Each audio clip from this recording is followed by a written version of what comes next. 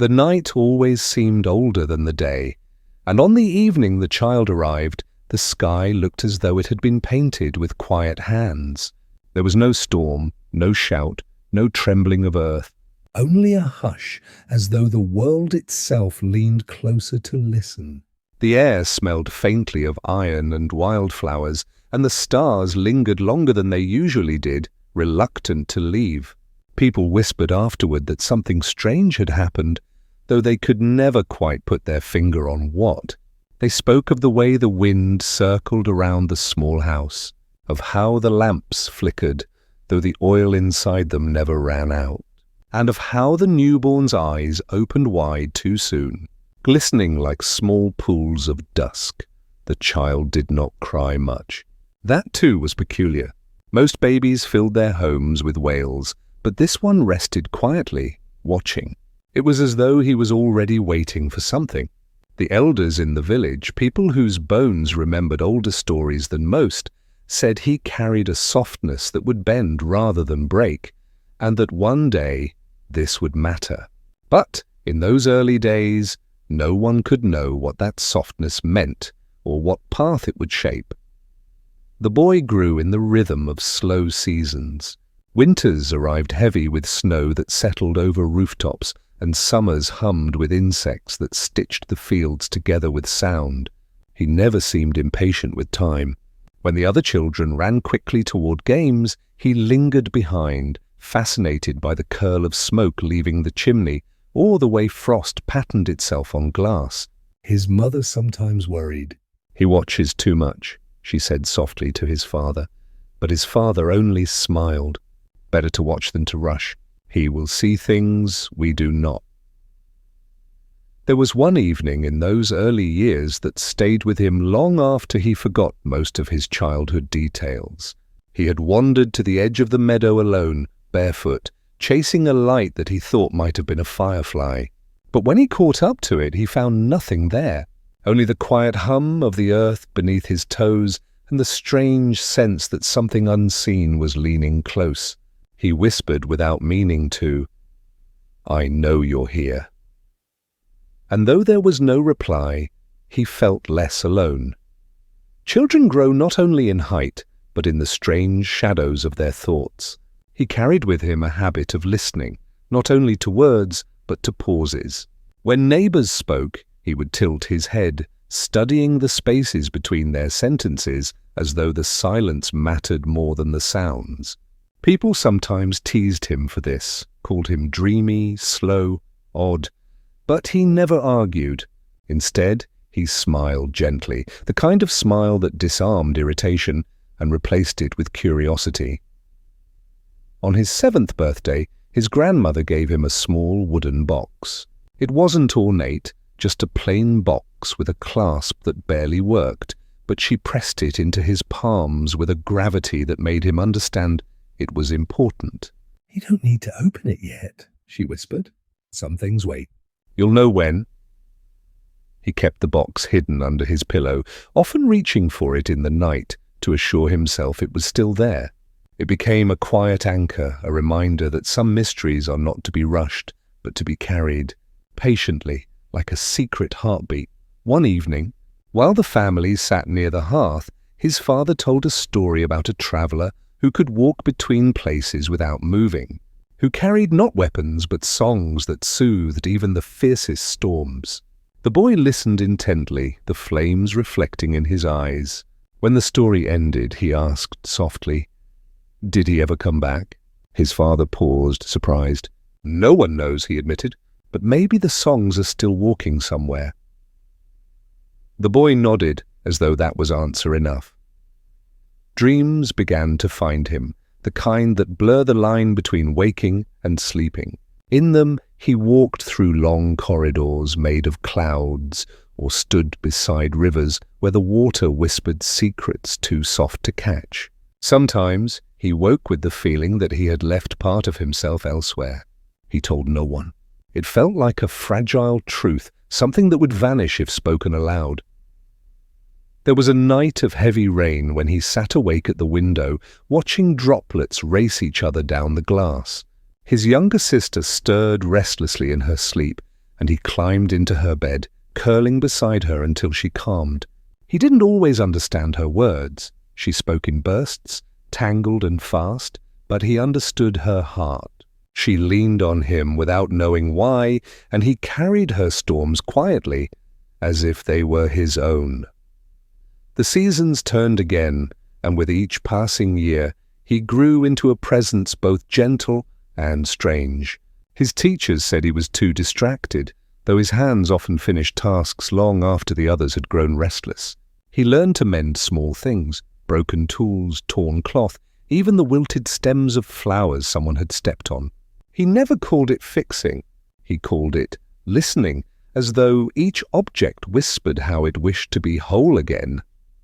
On his 10th year, he returned to the meadow where he had once chased the firefly light. He carried the wooden box with him, though he did not open it. Sitting cross-legged, he waited until the stars began to burn in the night sky. He whispered once more, "I know you're here." And this time a breeze stirred the grass around him, curling like fingers brushing his hair. He felt warmth spread through his chest, not frightening, not overwhelming, just enough to let him know that whatever mystery had been with him since birth was still watching, still guiding, still waiting. The boy did not understand it then, not fully, but he felt something he would carry into the long years ahead, a quiet certainty that the world held more than what could be seen, and that sometimes the most powerful things spoke in silence. And so his childhood unfolded not in leaps but in steady, gentle stretches like the slow opening of a flower. Each moment, small and seemingly ordinary, layered into the next. He would not remember all of them clearly, but he would remember their weight, the pause of wind against his cheek, the sound of his sister's breathing beside him, the unspoken promise of the unopened box. And though he was still only a boy, the roots of something vast had already begun to wind softly beneath his feet, waiting for the years to come. He carried the wooden box with him through the years, as though it was stitched into his own being. By the time he was no longer a small child, but not yet a grown one, the box had become less an object and more a quiet presence in his life. Sometimes he pressed it to his chest at night, feeling its smooth surface warm against his skin. Sometimes he left it by the window, letting the moonlight silver its edges. Though he never opened it, the box seemed to open him, teaching him patience, teaching him that waiting itself was a kind of language. He began to notice how people often rushed past the spaces where truth lived. Friends his age competed to run faster, to climb higher, to prove themselves louder, but he walked with steady steps, listening.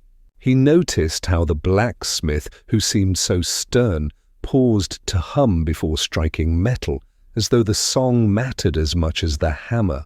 He noticed how the baker pressed her fingers to each loaf just before sliding it into the oven, as though offering a blessing. And he noticed how his father's voice always softened when speaking to animals, even if his words to people carried weight. These small observations layered into him, shaping him into something both ordinary and unusual. A boy who saw more than most, but spoke of it less. His sister grew beside him, quick-tempered and bright-eyed, her laughter scattering through the house like sparks. She was the opposite of him, full of sudden energy and impatience, yet she clung to him whenever her fire burned too hot. Once, when a quarrel with a friend left her sobbing in the yard, he sat beside her, silent, until she quieted. He did not tell her what to do, did not scold or soothe with rehearsed phrases. He simply waited, and when her breath steadied, she whispered, "You always stay." He nodded, not needing to explain that staying was his way of loving. As the seasons turned, he began to wander further into the edges of the village, drawn to the places where the world felt thinner. Meadows at twilight, riverbanks where the mist curled low, abandoned barns where beams of light fell like broken ladders. He never sought danger. He sought quiet. There, In those places most had forgotten, he felt the hum again, the same unseen presence that had brushed his hair in the meadow years before. It was not frightening, never threatening. It felt instead like companionship, a reminder that he was not entirely alone in the strangeness that lived inside him. One dusk, he lingered by the river until the sky turned the color of bruised lavender. The water moved slow, swollen by spring rains, and he thought he heard it murmur. Not in words, not in any language he knew, but in a rhythm that felt familiar. He crouched low, pressing his palm to the damp earth, and whispered, "I hear you." The current quickened just for a moment, and he felt a warmth spread through his arm, up his chest, into his heartbeat. It was then he began to understand. His gift was not one of force, but of listening so deeply that even the quietest things revealed themselves. People often mistook his gentleness for weakness. Boys teased him for not fighting back when they shoved, and even adults sighed when he hesitated too long before answering questions. Yet he never defended himself harshly. He learned early that silence could be stronger than anger, that sometimes the refusal to strike was itself an answer. His grandmother, watching him from her chair by the fire, nodded knowingly. She had seen many tempers, many prides, but she recognized in him something rarer, the strength to remain soft. One evening, as he carried water from the well, he noticed an old man sitting on the stone wall near the square. The man was unfamiliar, cloaked in grey, his eyes sharp yet kind. Without speaking, the boy offered him the bucket. The stranger smiled faintly and shook his head. "Not thirsty," he said, his voice low. "Just waiting?" The boy tilted his head, curious, but said nothing. Later, when he turned to look again, the man was gone. For days afterward, he wondered what he had been waiting for, and whether perhaps it had been him. His dreams grew stranger, more vivid. He dreamt of staircases spiraling endlessly into the sky, of doors that opened into fields of stars, of voices that echoed like lullabies sung from a great distance. He would wake with his chest full, his hands trembling, as though he had held something fragile all night and lost it by morning. He tried to sketch the dreams in the dirt with a stick, but the shapes always faded, never quite capturing what he had felt. Still, he carried the sensations with him, soft reminders that his life was stitched to something larger. Even if he could not name it, as he entered the first stretch of youth, he began helping his father more in the workshop. His hands grew stronger, his back steadier, yet he never lost the gentleness in his touch. While his father hammered wood into frames with force, he sanded edges slowly, carefully, making sure no splinter remained. Once his father told him, "Speed builds walls, care builds homes." The boy nodded, filing the words away like another secret to be carried. One night, sitting with his sister beneath the stars, she asked him, "Do you ever wish you were different?" He thought about it for a long time before answering. "Sometimes. But then I think if I were different, maybe I wouldn't see the things I see. Maybe I wouldn't hear what I hear." She leaned against him, quiet for a moment, then whispered, "I hope you never change." Her words pressed into him like an unseen seal, a promise he would carry long after the years shifted them both. The wooden box remained unopened. By now he had long grown used to its weight, its silence. Sometimes, when storms rattled the windows, he clutched it tightly, certain it pulsed faintly like a heartbeat. Other times, he forgot about it for weeks, only to rediscover it with a rush of strange relief, as though the box had been holding him all along.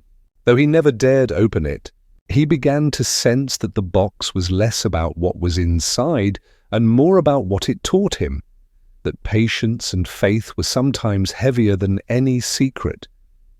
By the time he reached 12, his eyes carried both youth and something older, something unspoken. He still laughed with his sister, still listened quietly to the elders' stories, still wandered the fields in search of that unseen hum. But already those around him could feel a difference. He was no longer only a boy. He was becoming something else, shaped not by grand moments of triumph or noise, but by the accumulation of silences, of waiting, of listening to the world whisper its hidden truths. And though he could not yet see it, every step, every pause, every unopened secret was guiding him toward a path only he could walk, one that would demand the very softness that others mistook for fragility.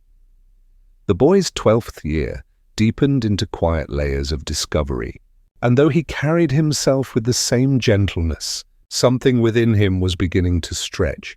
His days became longer, not because time had changed, but because he noticed more inside each moment. When he woke, he lingered with the sound of dawn, the faint rustle of trees, the hesitant calls of birds, the way the air tasted cooler just before the sun climbed. At night, he stayed awake long past when others slept, tracing patterns of stars with his eyes, memorizing their slow drift. He had not yet put words to it, but he understood he was not just living days. He was gathering them, as though every hour carried something he would need later. His sister still kept him anchored. She was restless, full of a fire he often envied, running to meet friends and daring to climb higher than anyone else. He admired her boldness, but when she tumbled home, bruised or breathless, it was to him she came, curling beside him until her heart steadied. She often teased him for being too quiet, calling him old man in jest, but he could feel her trust in the way she always sought him when her own brightness grew too heavy to carry alone. The bond between them deepened without needing explanation. A bond built not in grand gestures, but in the quiet certainty that they belonged to each other's story. As he moved into the early stretch of adolescence, the village began to notice his difference more sharply. Teachers wondered aloud why he asked fewer questions, yet seemed to understand more than his lessons revealed. Neighbors shook their heads at how he preferred solitude in the fields to games in the square. Some admired him. Others whispered that he was strange, yet he never bristled at their words. He only listened, letting their opinions drift over him like leaves on a stream. He had learned already that the truth of a person lived deeper than what was said aloud. One evening, while carrying tools back to his father's workshop, he found himself beside the same old stone wall where the cloaked man had once sat. This time, no one waited there, but he paused anyway, resting his palms on the cool stone. A thought stirred in him. Perhaps not every encounter leaves behind a figure you can see. Perhaps some linger only as impressions, soft shadows folded into memory. He stayed until twilight fell, listening to the hum of crickets, feeling the unseen presence of something he could not name. The dreams grew louder in those days. They no longer came as faint impressions, but as whole worlds, strange yet intimate. He dreamt of walking through forests where the leaves whispered his name. He dreamt of staircases leading not upward or downward, but inward, spiraling toward a center he could never quite reach. In one dream, he stood at the edge of a river of light, its surface shimmering like glass. When he bent down to touch it, the reflection staring back at him was not of a boy, but of someone older, carrying lines on his face and eyes, full of sorrow and wisdom. He woke shaken, staring at the ceiling beams of his room, wondering if time itself had whispered to him. He tried to tell his grandmother once, mentioning the dreams in half-formed words. She did not laugh or dismiss him. Instead, she pressed his hand gently and said, "Some dreams are not for telling. They are for carrying." Her gaze was steady, as though she already knew more than she let on. He held her words close, another secret to rest beside the unopened box beneath his bed.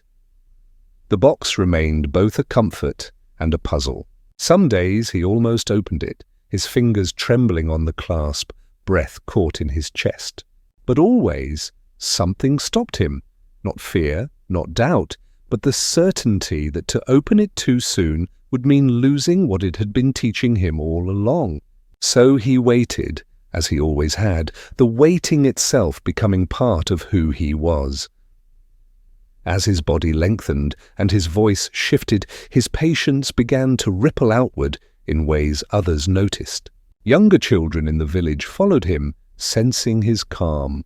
When two friends quarreled, they often turned to him to listen, not because he offered solutions, but because his silence made them hear themselves more clearly. Adults, too, sometimes paused when speaking to him, surprised at how carefully he listened.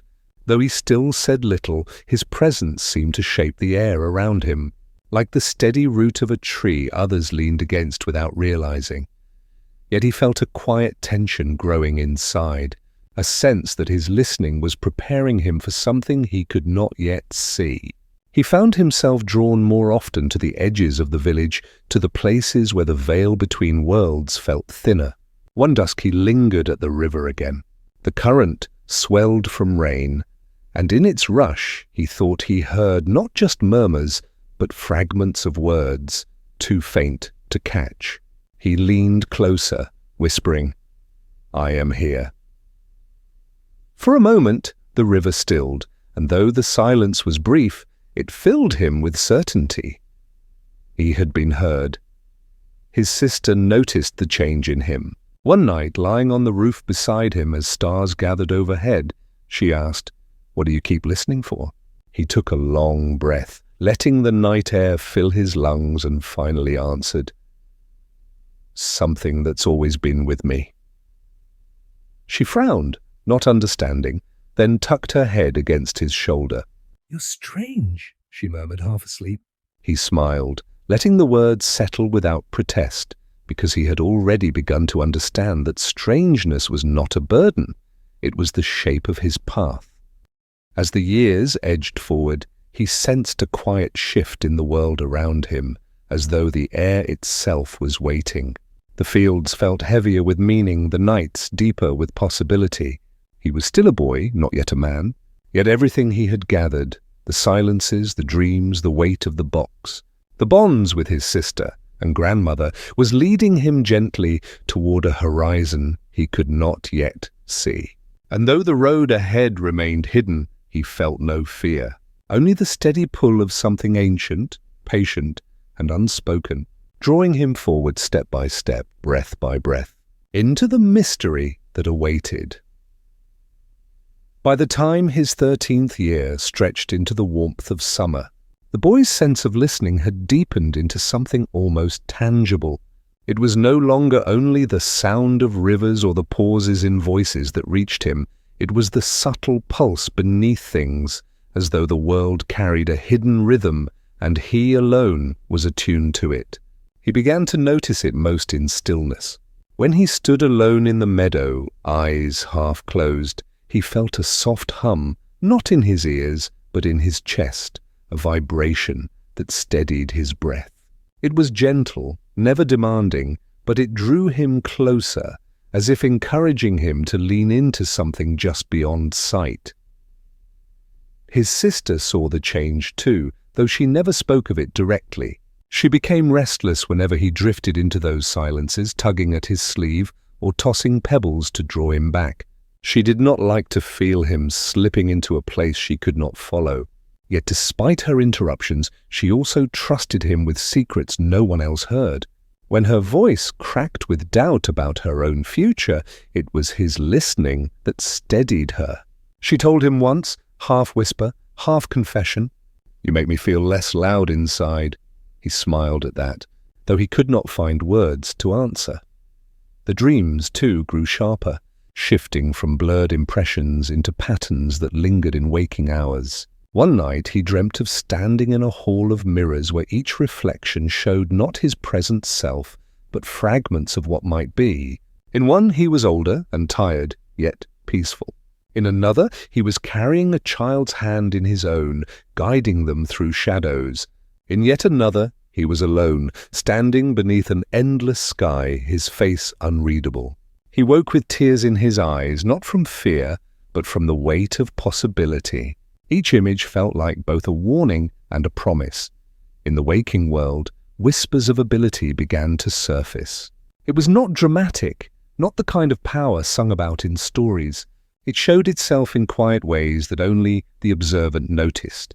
Once, when the village dog limped from an injured paw, he knelt beside it, pressing his hand gently to the leg. The animal stilled, its whimper fading into a soft sigh, and though the wound did not vanish, the dog walked with less pain the next day. Another time, a child dropped a treasured toy, and while others scrambled to mend it with clumsy force, he only held it for a long moment, listening. Then, almost instinctively, he guided the broken pieces back into place, as though the object itself had told him how to return to wholeness. People began to murmur. Some said he was gifted. Others claimed he was touched by something beyond the village.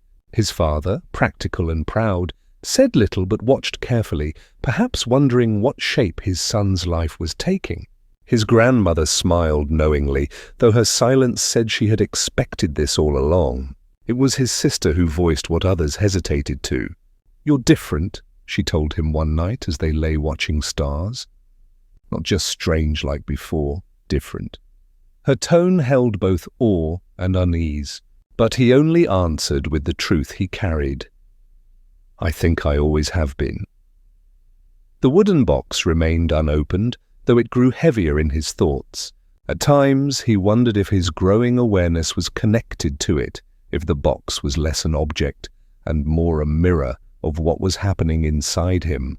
He still resisted opening it, sensing that the act itself was bound to a moment he had not yet reached. For now, he let it rest beneath his bed, its silent promise steadying him. As the months passed, he found himself drawn to an older figure in the village, a carpenter who worked at the edge of the square. The man was not family, not kin, yet he carried a quiet patience that reminded the boy of his own listening. Sometimes, after delivering wood for his father, the boy lingered to watch.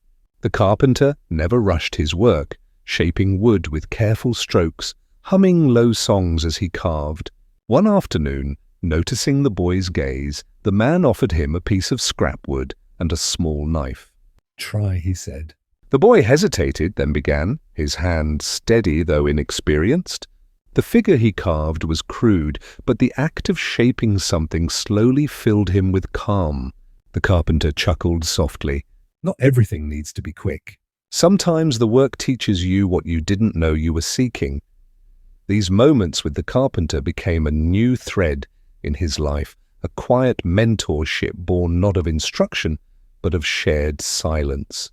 They spoke little, but the boy absorbed everything. The rhythm of tools, the patience of sanding, the humility of letting the material guide the hand. He began to sense that learning was less about answers and more about entering into a conversation with the world, listening until it spoke back.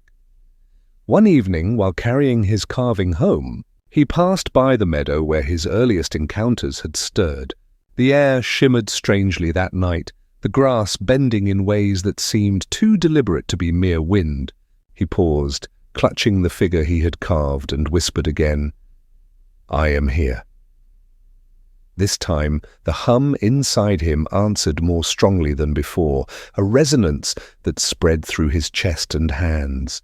For the first time he realized the presence he had always felt was not outside him alone, it was within him as well, a thread that bound him to everything around. The realization left him both comforted and unsettled.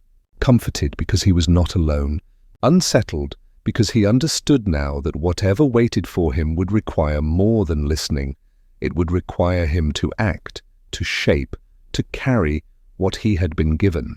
He returned home quietly, his sister asking where he had been. "Listening," he answered, and though she rolled her eyes, she smiled too, as though deep down she knew what that meant. The boy who had once been content to watch was beginning to see that his life was not only about observing, but about stepping gently into what awaited him. His gift was no longer only a secret hum in the background of his days. It was becoming a guide, urging him forward, weaving him into a larger story that was only just beginning to unfold.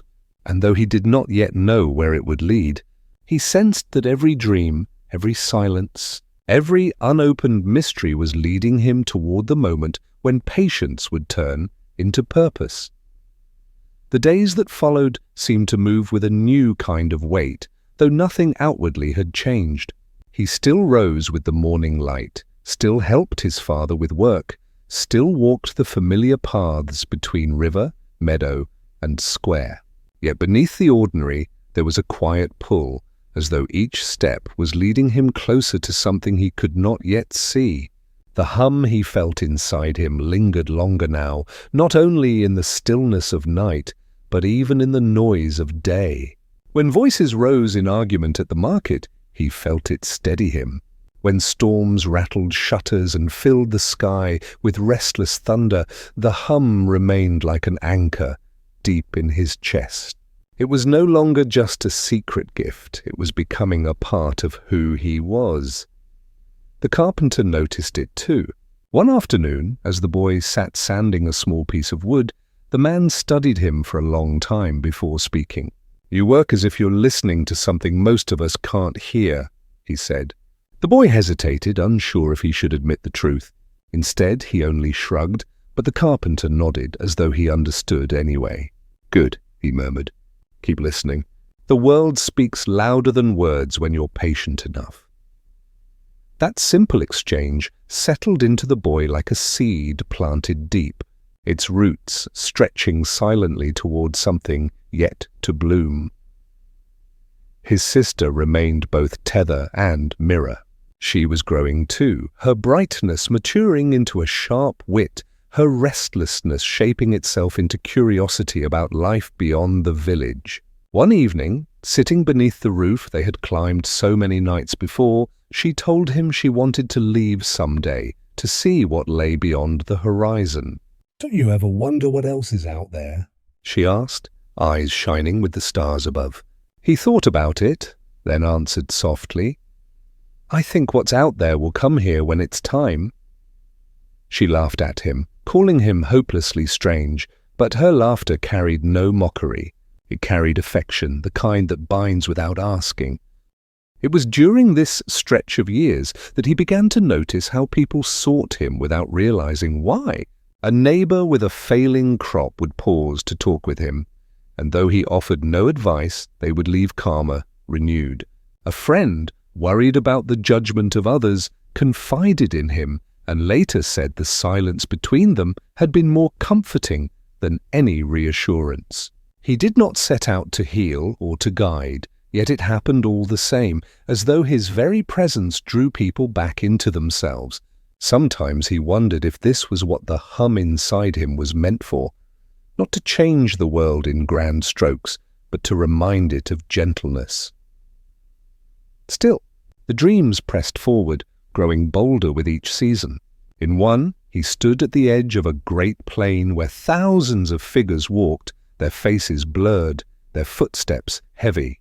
They moved without speaking, and when he reached out to one, their body dissolved into smoke that drifted upward into the sky. In another, he saw his wooden box lying open at last, but inside was not an object, only a reflection of his own eyes watching him from the depths. These dreams left him restless, filled with both anticipation and unease. He began to wonder if the box itself was alive in some way, not a container of secrets, but a mirror waiting for the right moment to reveal what had been within him all along. His grandmother grew frailer in these years, her body slowing even as her mind stayed sharp. She often watched him from her chair by the fire, her gaze soft, as though she carried a certainty about him she had never spoken aloud. One evening, when the house was quiet, she beckoned him close. "You carry a light," she whispered, her voice fragile but steady. "It's not for you alone. It will weigh heavy, but it will guide too." He wanted to ask what she meant, but her eyes closed, and she drifted into sleep before he could. He sat beside her for a long time, her words sinking into him like stones, dropped into deep water, rippling outward long after the sound was gone. The carpenter's influence deepened during this period, their shared silences becoming lessons in themselves. He learned that patience was not just about waiting, it was about trust, about believing that time itself was part of the shaping. He carved figures slowly, not to perfect them, but to learn from them. And in the quiet scrape of knife against wood, he began to sense that his listening was not separate from his making. Each stroke was a dialogue, each curve a response to something he could not see but always felt. It was during one of these afternoons that the carpenter spoke words that stayed with him. "You're not here just to copy what I do," he said gently. "You're here to find the shape of your own hands. Wood doesn't ask for perfection. It asks for honesty." The boy felt a quiet stirring at that, an understanding that went beyond carving. Perhaps life itself was like wood, not meant to be flawless, but to be shaped truthfully with patience and care. One evening, as he walked home from the workshop, the sky turned strange. Clouds gathered low, carrying an almost luminous glow, and the air thickened with stillness. He stopped in the meadow, heart racing, as the hum within him rose louder than ever before. It was not frightening, it was immense, filling him until he felt both impossibly small and boundless all at once. The wind bent the grass in slow waves, and though no words were spoken, he understood something was being given to him, the certainty that his path was real, that the waiting had been for this very moment of knowing. When he returned home, his sister noticed his eyes first. "You look different," she said, tilting her head. He wanted to explain, but found no words that could hold the immensity of what he had felt. Instead, he only smiled, and she, perhaps sensing more than she understood, did not press further. The boy, who had once been quiet because he did not know what to say, was now quiet because he understood the weight of speaking too soon. He had begun to glimpse the truth of his gift, not power, not control, but presence, the kind that could steady storms inside hearts and remind the world of gentleness. Yet even with this glimpse, he sensed that the deeper purpose still waited ahead, just beyond reach, patient as ever, and so he carried on, moving through each day with the awareness that every silence, every dream, every carved figure, and every bond with those he loved was shaping him for something larger. He did not know when it would arrive or what it would ask of him, but he trusted that the same hum that had been with him since birth would not abandon him when the time came. The weeks that followed that strange evening in the meadow felt different, though life appeared unchanged to anyone else. The fields still waved with green, the square still buzzed with merchants, and his father's voice still rose in the morning calling him to work. Yet beneath the rhythm of daily life he carried a heightened awareness, as though every sound, every silence, every fleeting glance contained more than it seemed. The hum that once surfaced only at night or in storms now lingered everywhere, like a thread woven through all things. He began to sense it in the way water curved around a stone, in the pause before a bird launched into flight, even in the unspoken moments when people chose kindness without knowing why. It was during these days that his sister's restlessness deepened. She had always longed to see beyond the village, but now her longing turned into plans whispered beneath the stars. She spoke of rivers leading to distant seas, of caravans passing through towns whose names they had only heard in fragments. Her words shimmered with possibility, and though he listened with care, part of him feared the day she would truly leave. For her dreams were outward, while his path seemed rooted inward. Yet he did not resist her yearning. He cherished it, even as it stung quietly within him. One night, as they sat together on the roof, she leaned close and said, "When I go, will you come with me?" He did not answer at once. The stars above glimmered like scattered seeds, endless, unreachable. He wanted to say yes, wanted to promise her that wherever she wandered, he would follow. But the hum inside him spoke differently. It told him his journey was bound to this soil, to these skies. Finally, he whispered, "Maybe my place is to stay. Maybe yours is to see." She turned away, silent for a long time, then smiled faintly, though her eyes shimmered. "And you'll have to keep the stars safe for me when I'm gone." The carpenter, too, began to notice the shift in him. One afternoon, while the boy was smoothing a piece of oak into the shape of a small bird, the carpenter paused his own work and simply watched. "You carve as though the wood remembers something you're helping it recall," he said softly. The boy blinked, unsure how to respond, but he felt the truth of it. Each piece he shaped was no longer only an object, it was a conversation, as if he was listening on behalf of the world. The carpenter did not ask more, only nodded, but his silence carried respect, and the boy felt seen in a way he had not before. As the seasons turned, whispers began to drift through the village about him. They were not loud, nor unkind, but they spread gently, like smoke rising from a quiet fire. People said he had a calming effect, that simply being near him made burdens feel lighter. A mother who had lost a child sat beside him at the river once, speaking little, but later told others she had left feeling steadier. A farmer claimed his failing crop seemed less of a tragedy after a single walk in silence with the boy. These stories wove through the community, not as legend but as rumor, subtle and curious. He himself remained unaware of much of it, for he did not seek recognition. He only lived carrying his hum as naturally as breath, but not everyone welcomed the strange peace he carried. There were some who mistrusted what they could not explain.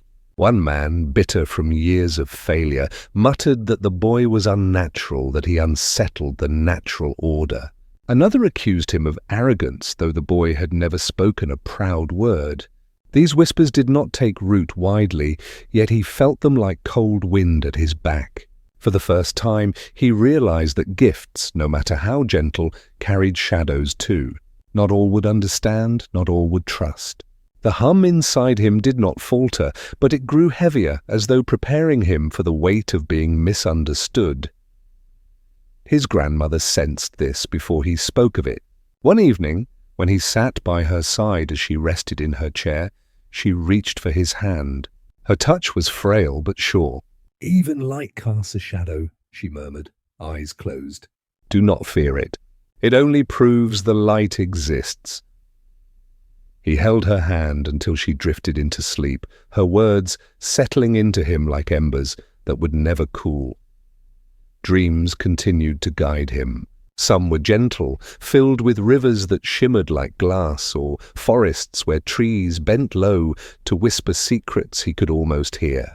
Others carried weight, showing him faces blurred by sorrow, crowds moving endlessly without direction, or his wooden box glowing faintly in the dark, as though waiting for a moment yet to arrive. Each dream left him both unsettled and strangely comforted, as if he was being prepared slowly for something larger than his small world.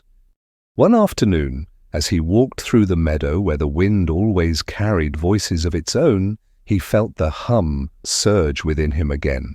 It rose so strongly that he had to stop, placing his hand against his chest.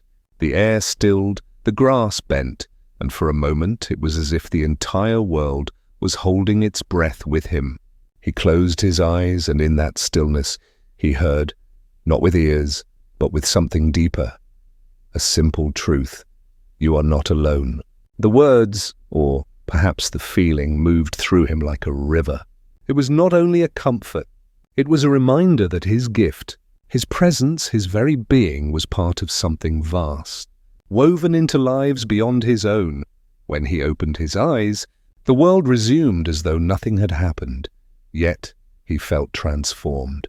He walked back to the village, his steps slow, steady, carrying within him the certainty that the path ahead, though uncertain, was real. His sister greeted him at the doorway with her usual impatient grin, tugging him inside before he could pause. In her laughter, in the carpenter's silence, in his grandmother's fading strength, and even in the suspicion of strangers, he saw threads of the same tapestry. Each piece, each bond, each shadow was shaping him, preparing him. That night, as he lay in bed, he thought of her words again, the promise she asked of him to keep the stars safe. He looked through the window, watching the sky scatter its endless lights, and though he could not explain why, he whispered into the quiet, "I will." The hum inside him pulsed in response, soft and steady, like a heartbeat not his own. He drifted into sleep, not with fear of what was to come, but with the strange peace of someone who knows that even in uncertainty, they are being carried toward the place they belong. The promise he whispered to the stars lingered with him through the following days, threading itself into everything he did. Each morning, when the sun lifted over the rooftops and painted the fields gold, he felt as though the light was answering him, keeping its side of an unspoken agreement. His sister noticed a softness in his gaze, though she teased him for seeming lost in thought. In truth, he was not lost at all. He was listening more deeply than ever, as though the world itself had begun speaking in a language only he could hear. It was around this time that his grandmother's strength began to wane more noticeably.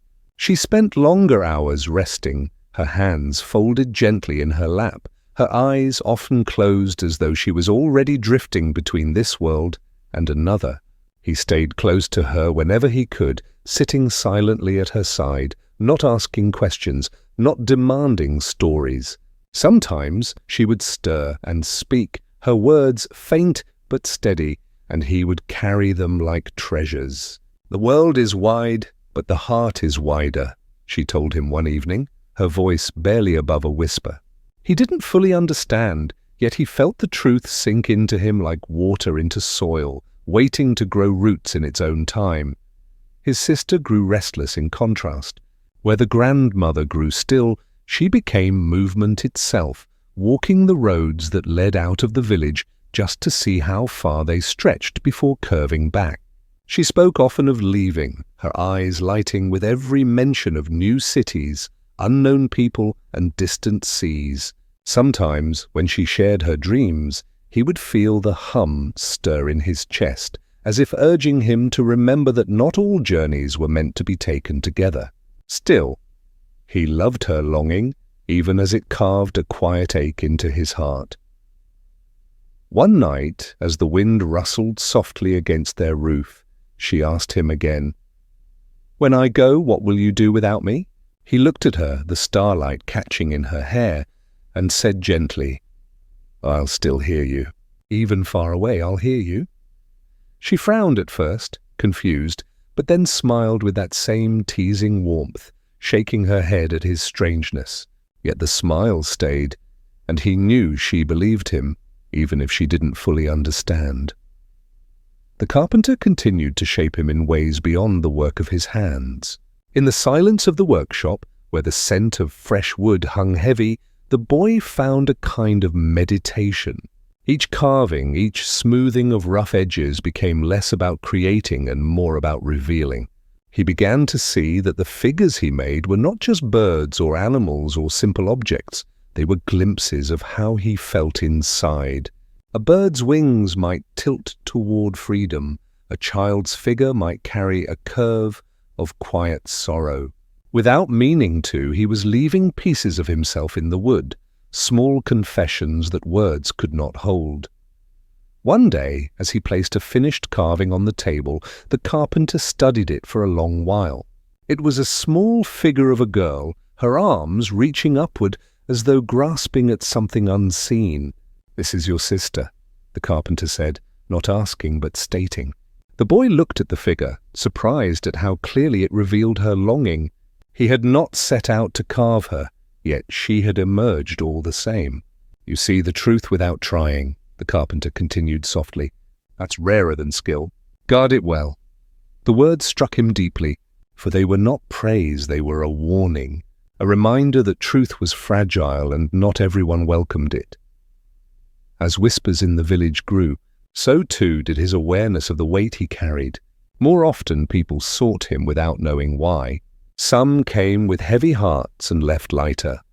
Others came with questions and left with silence that soothed them more than any answer.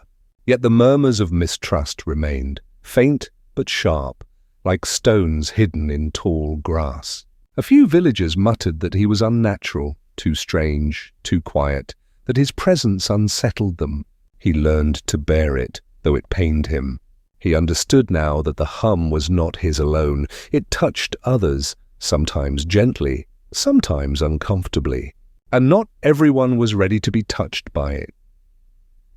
One evening, he found himself walking alone in the meadow where the strange stillness had overtaken him before. The wind brushed past his ears, the tall grass leaned in waves, and the hum rose again, stronger this time, filling him until his chest felt heavy with it. He closed his eyes, and in that moment he felt as though the meadow itself was breathing with him, the earth and sky aligned in rhythm. From somewhere beyond, a voice, or perhaps only a feeling, came again. You are being prepared. The words sank into him like a stone into deep water. He did not know for what, but he understood that everything, his grandmother's fading presence, his sister's restless spirit, the carpenter's quiet guidance, even the whispers of mistrust, was shaping him for something yet unseen. That night, he dreamt of the wooden box again. This time, it was open, but inside was not emptiness. It held a small flame, steady and soft, illuminating nothing but itself. He reached toward it, but before he could touch, the flame flickered and spread, not outward, but inward, as though it entered him, filling him from within. He woke with tears in his eyes, though he did not know why. The box, he realized, was no longer only a mystery outside him, it was a mirror of what already lived within. His grandmother passed not long after. It happened quietly, as though she simply drifted into a deeper sleep and chose not to wake. The house filled with a hushed stillness, broken only by the soft weeping of his father and the silent grip of his sister's hand in his. The boy sat beside her empty chair, long after the others had gone to bed, listening to the hum inside him, steadying his grief. He felt her absence, sharp and deep, but he also felt her presence more vividly than ever, as if she had not left, but simply shifted to a place the eyes could not reach. Her last words to him, about light and shadow, returned to him then, and he understood that she had known her time was near, and that she had trusted him to carry her wisdom forward. The loss bound him even closer to his sister. For a time, her restless talk of leaving quieted, softened by mourning. They spent evenings together in silence, not needing words. Yet he could still see the horizon burning in her eyes, waiting, calling. And he knew when her grief eased, her longing would rise again. He did not fear it anymore. He only hoped that when the time came, she would carry with her the certainty that she was never alone. The days moved gently onward, each one carrying him deeper into the quiet truth of himself. He did not seek to change the whispers of the village, nor did he chase after dreams he could not yet name. He only lived listening, shaping, waiting. And though he could not see it clearly, each silence, each carving, each dream, each bond was preparing him for the moment when the flame inside would no longer stay hidden, when the world would ask of him what he alone could give. And so, beneath the same stars he had promised to guard, he moved forward, quietly, steadily, like a river finding its way toward the sea, knowing that even in its twists and shadows, it was always being carried home. The silence that followed his grandmother's passing lingered in the house like a second presence, quiet but unshakable. He found himself drawn often to her chair by the fire, not to mourn endlessly, but to sit where her wisdom had once breathed into the room. Sometimes he swore he could still hear her faint humming in the crackle of the wood, or catch the trace of her voice when the wind brushed through the rafters at night. Though she was gone, her words lived on as though they had carved themselves into the very walls. He carried them each day, not as memories fading into distance, but as gentle instructions written softly into his being. His sister remained his closest tether during these days. The grief had slowed her restlessness, but not silenced it. She still gazed at the horizon when they sat on the roof, though her eyes softened when they turned back to him. They spoke less often of her leaving, yet he knew the thought never vanished. It hovered in her like a restless bird, wings folded for now but aching to fly. He did not try to hold her back. He had learned that love was not a chain but a gift of freedom. Instead, he promised himself that when the time came, he would let her go with the certainty that she was never truly apart from him. The carpenter grew even more significant in this season. With his grandmother gone, the boy sought the workshop not just for craft, but for grounding. The steady scrape of tools, the familiar scent of pine and cedar, the rhythm of silence, it steadied the ache in him like a balm. He worked longer hours, and the carpenter did not question it. Sometimes they exchanged no more than a few words in a whole afternoon, yet in that silence he felt companionship stronger than any conversation. The carpenter seemed to understand without needing to ask that the boy was shaping not only wood, but himself. One day, while working on a small cradle for a newborn in the village, the boy paused as the hum surged inside him. His hands stilled, his breath slowed, and he felt the presence of the child not yet born, delicate and full of possibility. He carved with unusual care, not for perfection, but for tenderness, as though the cradle itself would carry love as much as it carried weight. When the mother received it, tears filled her eyes, though she did not know why. She only said, "It feels alive." The boy nodded softly, for he had begun to understand that everything touched with truth carried life in its own way. The whispers in the village had not ceased. Some spoke of him as if he were touched by grace, others as if he carried an unsettling strangeness. One elder said his presence reminded her of the stillness before storms.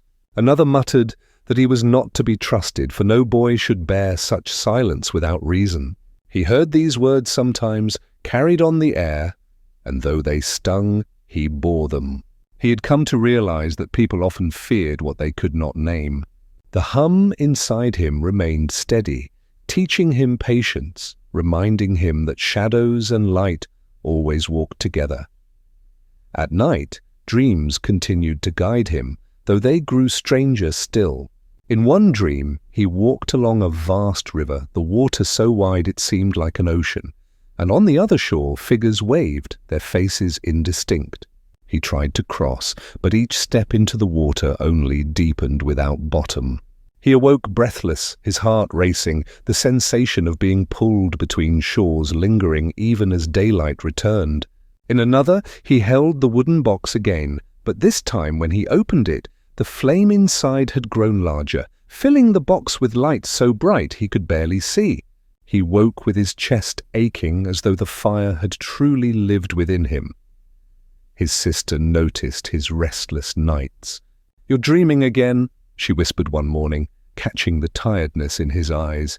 He only nodded, for how could he explain dreams that felt larger than words? She did not press, but she placed her hand lightly over his, and in that touch was understanding.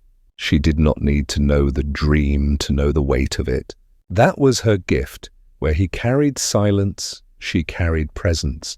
Her laughter and her touch reminding him that life was not only mystery, but joy. The seasons turned, and with them came changes, small but deep. His father grew quieter too, as though age had begun to bend him inward. The boy found himself taking on more responsibilities, not because he was asked, but because he felt the pull to do so. He tended to small tasks with a patience his younger self would not have understood, and in each act, whether mending a fence, fetching water, or repairing tools, he sensed the same truth he had learned in carving, that life asked not for perfection, but for honesty. One evening, as he stood in the meadow where the air had once whispered certainty to him, he felt the hum rise again, stronger than before. The wind circled him, the grass bowed low, and he closed his eyes as if bracing for something immense. This time the message was clearer, though it was not words, but a knowing. You are nearing the threshold. His chest tightened, not with fear but with awe. Whatever he was being prepared for was drawing closer, each step of his life leading to it without him needing to force the way. He opened his eyes and felt the stars above leaning close, as though they too were keeping watch. When he returned home that night, his sister was waiting at the door, her eyes bright with a restlessness she could no longer contain. "I can't wait much longer," she admitted, her voice trembling with both excitement and guilt. "The world is calling, and I don't know how to ignore it anymore." He looked at her, seeing the fire in her eyes, the same fire he had once seen in the wooden figure he carved of her, without realizing. He nodded slowly. "Then you must go when it's time," he said softly. She blinked, surprised, as if she had expected resistance. But he only added, "The stars will always be safe with me."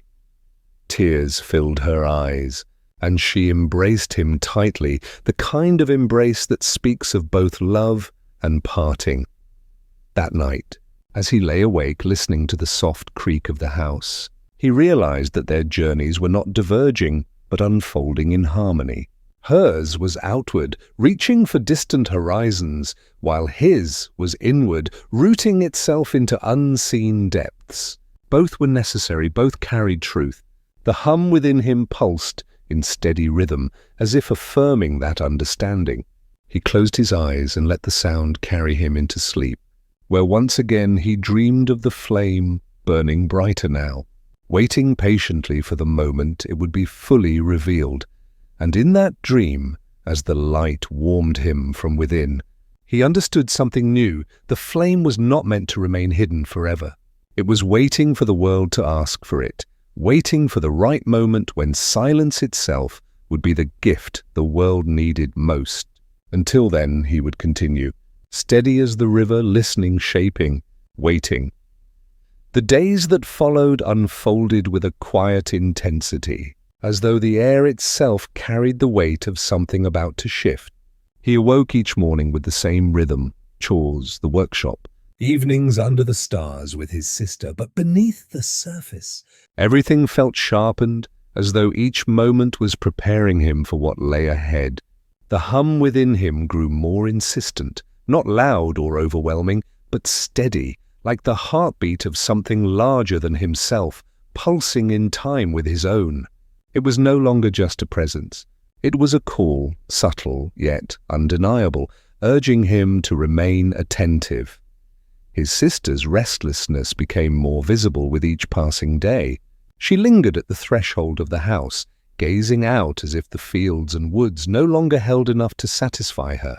Sometimes she walked farther than usual, disappearing for hours, returning with stories of distant farms, of rivers she had never seen before, of paths that tempted her to keep going. He listened quietly, watching the spark in her eyes, recognizing it as the same spark that had once frightened him because it spoke of departure. But now he no longer feared it. Instead, he understood that her leaving was part of the unfolding, as necessary as the silence within him. The carpenter sensed the shift too. One afternoon, while they worked on repairing an old gate for a neighbor, the man looked at him with eyes that carried more weight than his words. "You're not the same boy who first stepped into my workshop," he said simply. The boy looked up, caught off guard by the bluntness, but the carpenter only continued with quiet certainty. "You've been listening to something most people spend their lives trying to drown out. Don't lose that."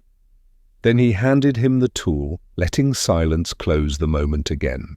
Yet the words lingered long after the gate was finished, circling in his thoughts like a compass pointing to some unseen direction. That night, the dream returned with even greater clarity. He stood again before the wooden box, the flame inside burning so fiercely that the box itself seemed to tremble.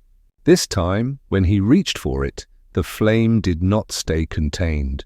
It rose, spilling upward in streams of light that did not consume but illuminated, stretching far beyond him, touching unseen places. He felt both awe and fear, his body trembling at the intensity of what he carried. And in that brightness he heard, not with ears, but with his whole being, the same truth he had sensed before. It was not meant to stay hidden. Yet the dream ended before he could understand how or when it would be revealed. He awoke with his chest aching as though the fire still burned inside him, its warmth lingering in his veins. His sister noticed the change in him too. One morning, while they shared bread at the table, she leaned closer and whispered, "Something's happening to you." He froze, uncertain how to respond, but she pressed gently. "It's in your eyes. You look at things differently, like you're seeing something no one else can." He lowered his gaze, unsure if he could speak of dreams that felt larger than words. Yet before he could answer, she smiled faintly and added, "Whatever it is, don't hide it from yourself." Her words struck him deeply, for he realized she understood more than he thought, not in detail, but in essence.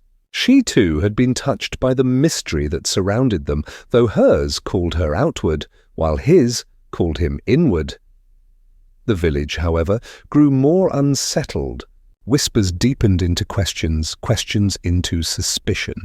Some claimed he had inherited strange gifts from his grandmother, that her silence had not been the absence of voice, but a secret language she had passed to him. Others said he lingered too much in shadows, that no child should dream with such intensity and remain so quiet. Children sometimes watched him with wide eyes, as though curious yet wary, while adults exchanged glances when he passed. The boy felt the sting of their unease, but he also sensed that it was part of what had been set in motion long before his birth. His grandmother's words returned to him often. When the world cannot name what it sees, it chooses fear. One evening, while tending the fire, his father sat beside him, unusually contemplative. "The people are talking again," he said, his tone steady but heavy. The boy kept his eyes on the flames, waiting. His father sighed, then added, "You can't control their tongues. All you can control is the truth you carry. Don't let their fear shape who you become."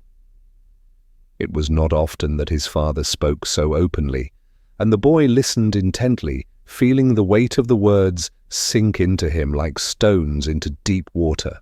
His father's gaze lingered on him a moment longer before drifting back to the fire, and in that silence the boy realized that even those who did not fully understand him were quietly guiding his steps.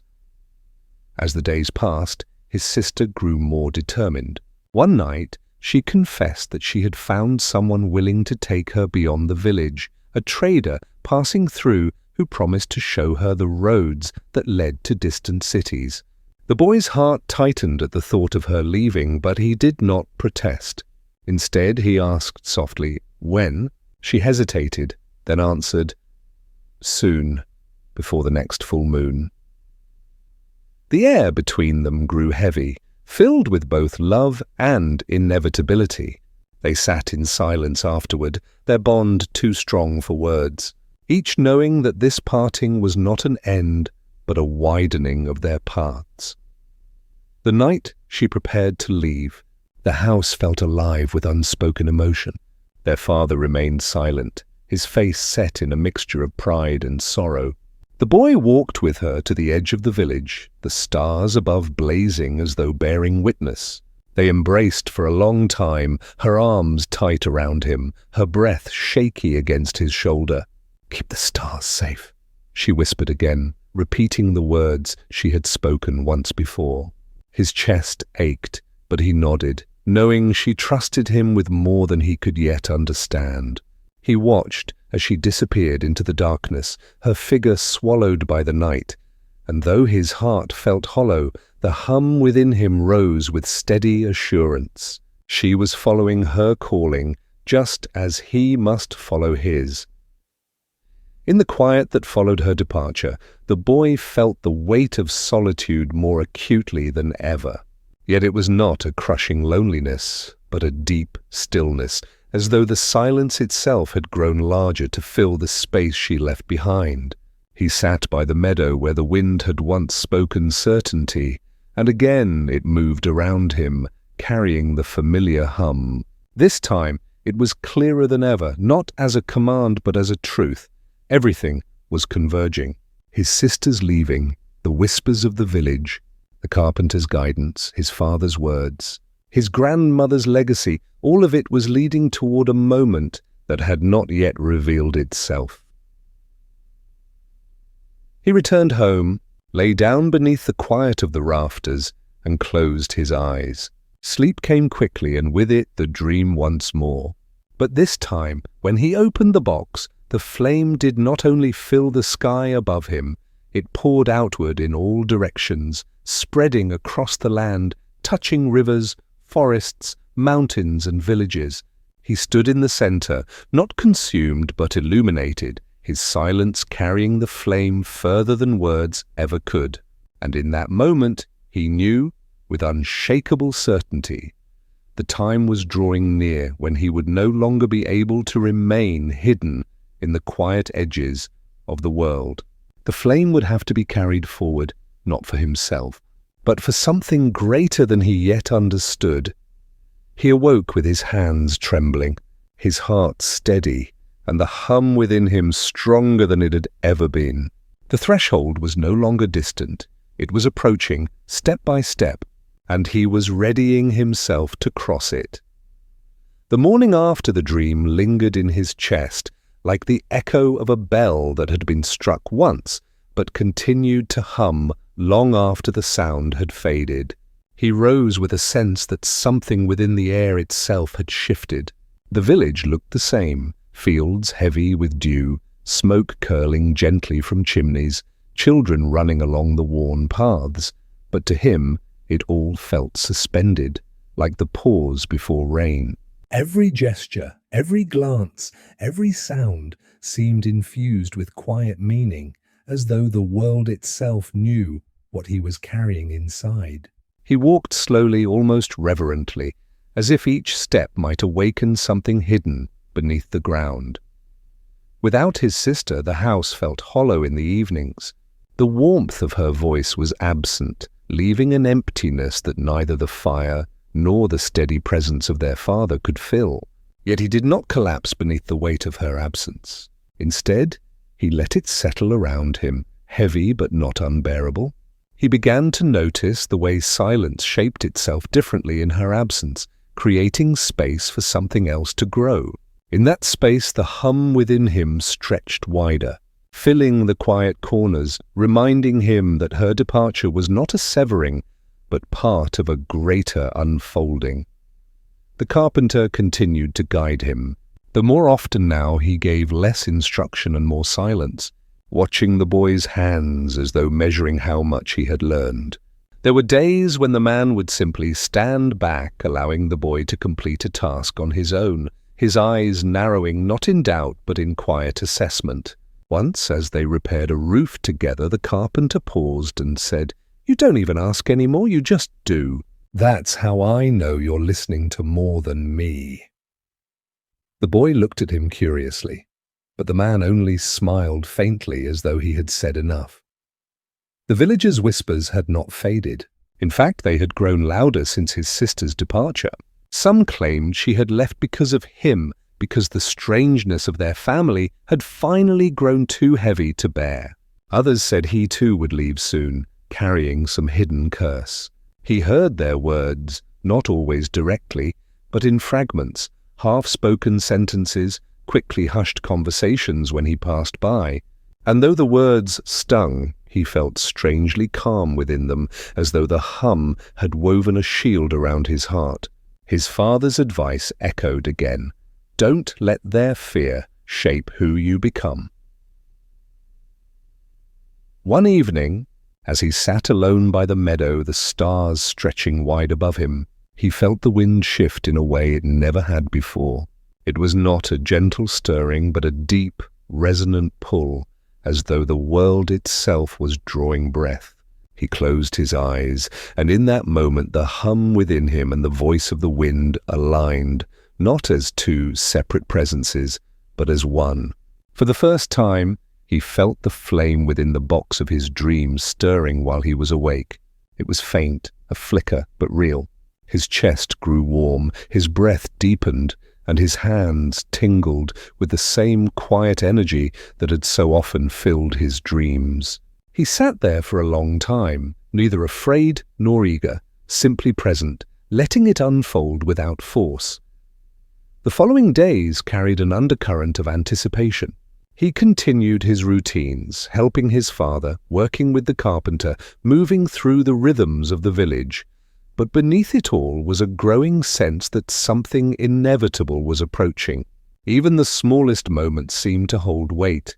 The look of the carpenter's eyes as he handed him a tool, the lingering silence in his father's goodnight. The way the meadow seemed to hum louder each time he visited. He began to notice patterns he had overlooked before. The way the stars shifted in cycles that mirrored his own dreams. The way the wind carried scents that seemed tied to memory. The way silence was never empty but always alive. One night, sleep came heavily, and with it a dream unlike the others. He found himself not before the box, but within it. The flame surrounded him completely, not burning but wrapping him in a brilliance that illuminated everything: his past, his family, the village, the paths his sister now walked. Even the faces of people he had never met. It was not a vision of future or past, but of connection, as though the flame revealed the thread that wove all lives together.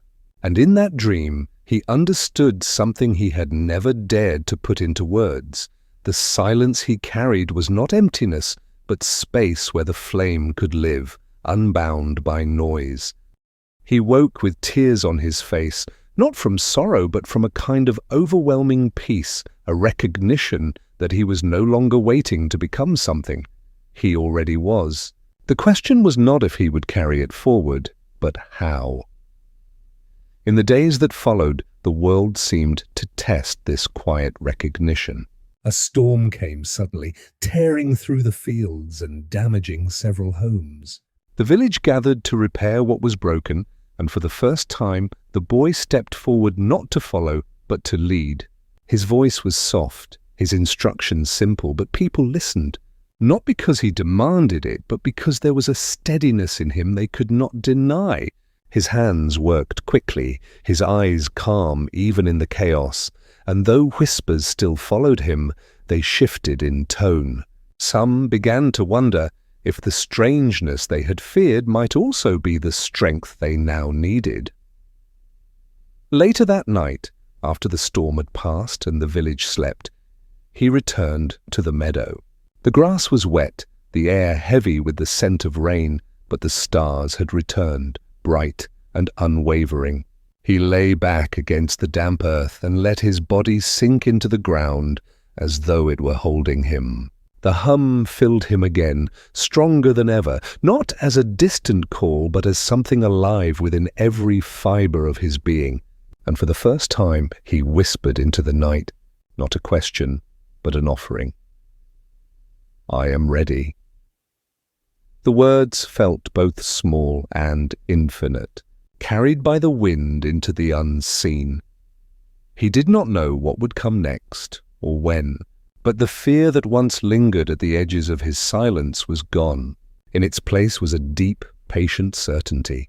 The flame was no longer something waiting in dreams. It was here, alive, and it would guide him when the moment arrived.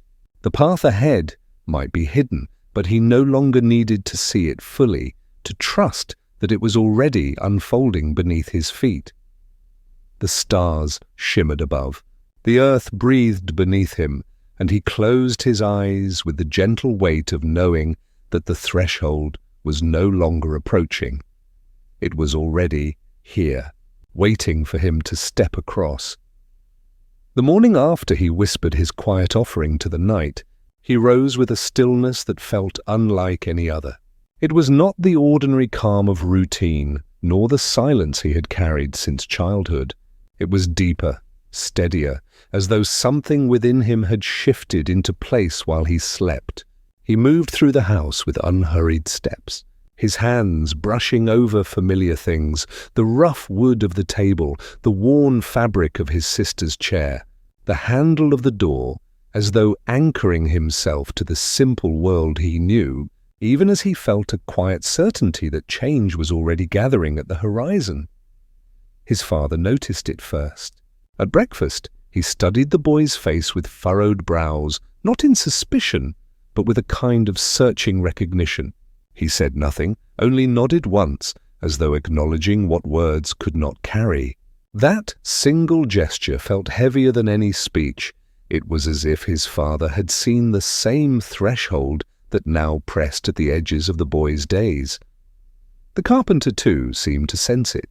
That afternoon, while they worked in silence repairing the frame of a broken cart, the man suddenly set his tools aside and looked at the boy with an expression that was half pride, half concern. "You won't stay here forever," he said quietly, his voice carrying no question, only inevitability.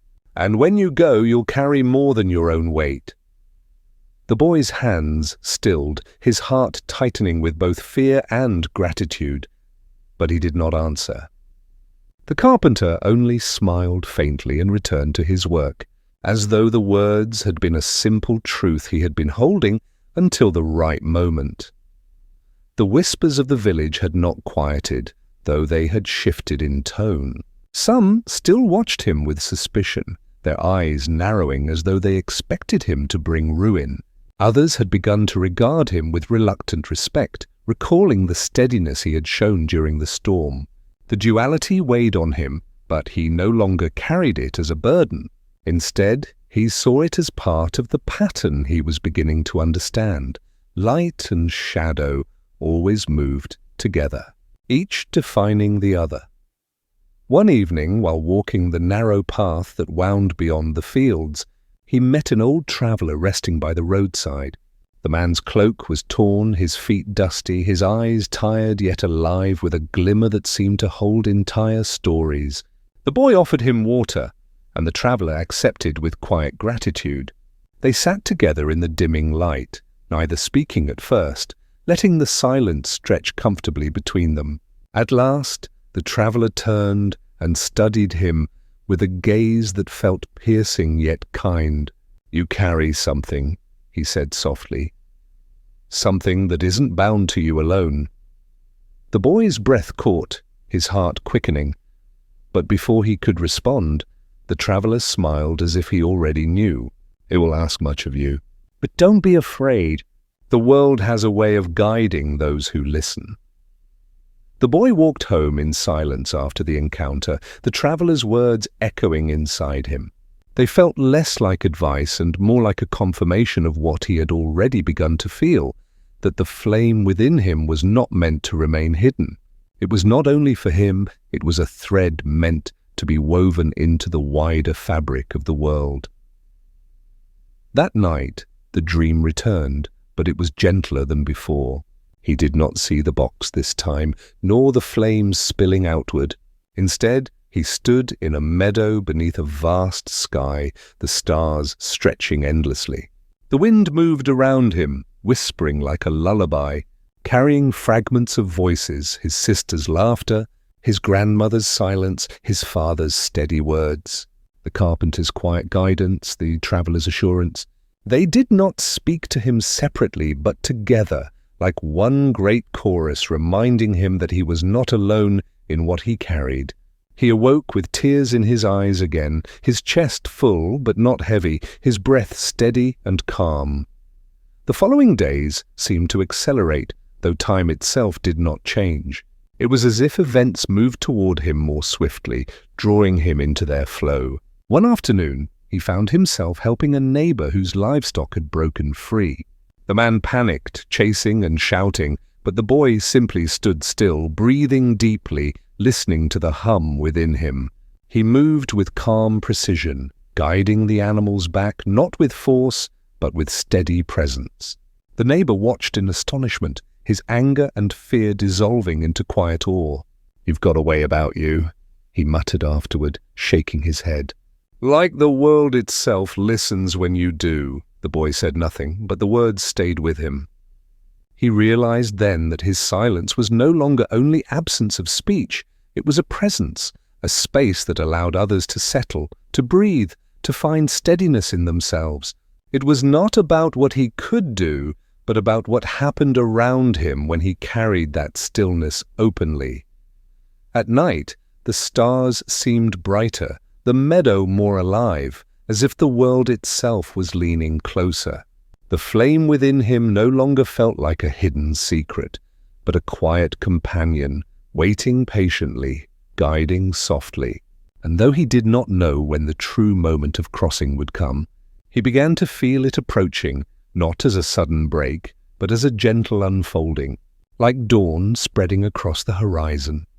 He thought often of his sister, wondering where she walked, whether she, too, felt the pull of something greater. In the quiet, he imagined her voice reminding him once more to keep the stars safe. And he understood now that the stars were not only in the sky, but in the hearts of those who searched for light in the darkness. That was what he carried, a flame that could remind others of their own brightness. The days blended into one another, each carrying him closer to something he could not yet name. He no longer resisted the uncertainty. Instead, he welcomed it, knowing that the unknown was not emptiness but possibility. He carried his silence like a lantern, steady and warm, guiding him step by step into the unfolding night, and as he lay down each evening, eyes closing beneath the vastness of the stars, he felt the hum stronger than ever, not as a question, not even as an answer, but as a truth that needed no words. The threshold was not ahead of him anymore. He was already standing upon it, ready to take his first quiet step beyond. The days that followed carried a softness that belied the quiet current moving beneath them. On the surface, life in the village seemed unchanged. The clatter of tools in the carpenter's shop, the steady rhythm of his father's footsteps, the low murmur of neighbors speaking of weather and harvest. Yet to him, every moment felt charged, as though the world was waiting for something to break open. The silence he carried had grown into something larger, no longer a private hum within him, but a presence that seemed to ripple outward, touching even the air around him. When he walked through the fields, birds rose more gently from the stalks, and when he entered a room, the conversations stilled just long enough for eyes to settle on him, not with malice, not with certainty, but with an unspoken recognition that something about him had shifted beyond what words could hold. The carpenter began giving him less instruction altogether, almost as if preparing him to stand alone. One afternoon, while repairing a doorframe, the man simply handed him the tools and stepped back, watching silently as the boy worked. When the task was done, the carpenter only nodded and said, "You don't need my voice anymore. You already carry what matters." The boy felt both honored and unsettled by the words. They did not dismiss him, but they marked an ending, one of those invisible crossings where something familiar quietly closes, making way for what is to come. His father, too, had grown quieter in a way that was different from his usual stern silence. There were evenings when they sat by the fire, saying little, and yet the air between them was thick with unspoken things. His father would sometimes glance at him with eyes that seemed to search, not for answers, but for confirmation of what he already suspected. Once as the fire cracked low, he finally spoke. "Your path won't be mine. I always knew it, but I see it clearer now. Just promise me one thing. When you walk it, don't forget where your feet first touched the earth." The boy nodded, his throat tightening, realizing that his father's words were both blessing and farewell. The village, however, was shifting more uneasily. The whispers had begun to bend in a new direction, no longer only suspicion, but a strange mix of reverence and fear. Some spoke of him as though he were chosen, touched by something beyond them. Others muttered that his silence was unnatural, that it carried weight no boy should bear. The storm had revealed his steadiness, and while some found comfort in it, others recoiled. The duality grew sharper each day, the village holding him in a balance of awe and distrust, as if unsure whether to draw him closer or keep him at arm's length. It was during this fragile time that another visitor came through the village. Unlike the old traveller he had met before, this one was younger, with sharp eyes and a voice that carried easily. He spoke to the villagers in the square, telling stories of distant lands and wonders unseen. The boy listened quietly from the edge, but soon noticed that the man's words, though beautiful, left a kind of restlessness in their wake. People leaned closer, hungry for the tales, but afterward their faces looked unsettled, as though longing had been stirred without direction. The boy felt the hum within him rise in response, a steadying presence against the tide of restlessness. That night he dreamed again. The flame returned, but this time it was not in a box or a meadow. It flickered within the hands of those around him, the carpenter, his father, the children of the village, even strangers whose faces he had never seen. Some flames burned steady, others wavered uncertainly, but all were connected by threads of light that wound together, forming a vast, unseen web. He understood then that his silence was not meant to outshine their flames, but to help them steady, to remind them of the light they already carried. When he awoke, his chest ached with the weight of the vision, but also with its beauty. The following day, an unexpected moment arrived. A child in the village had gone missing, wandering too far into the woods at dusk. Panic rippled quickly, voices shouting, feet pounding the paths, fear swelling in every corner. The boy felt the hum surge within him, not with urgency, but with clarity. Without hesitation, he walked into the woods, letting the silence guide him. He did not shout the child's name. Instead, he listened to the rustle of leaves, to the faint tremor of footsteps, to the whisper of the wind weaving through branches. And then, in a hollow where the trees bent low, he found the child, trembling but unharmed, clutching a broken stick. He knelt without words, simply opening his arms. The child ran into them, burying a tear-streaked face into his chest. He carried the child back, his steps slow, steady, each one infused with the quiet hum that had guided him. When they returned to the village, the crowd erupted with relief. Some praised him openly, calling it a miracle. Others looked at him with unease, muttering that no boy should find what so many had missed. The division deepened, but he did not let it cling to him. He had felt the hum in its purest form, guiding him toward what was needed, and he knew now that his silence was not a burden, but a gift meant to serve. That night he returned to the meadow. The stars seemed impossibly bright, as if leaning down to witness the quiet transformation taking place within him. He thought of his sister and wondered if she too had faced moments like these, where her path revealed itself not in grand gestures, but in quiet, necessary acts. He lay in the grass, breathing deeply, letting the hum wash over him until it felt inseparable from the rhythm of the earth. The threshold was no longer something he waited for.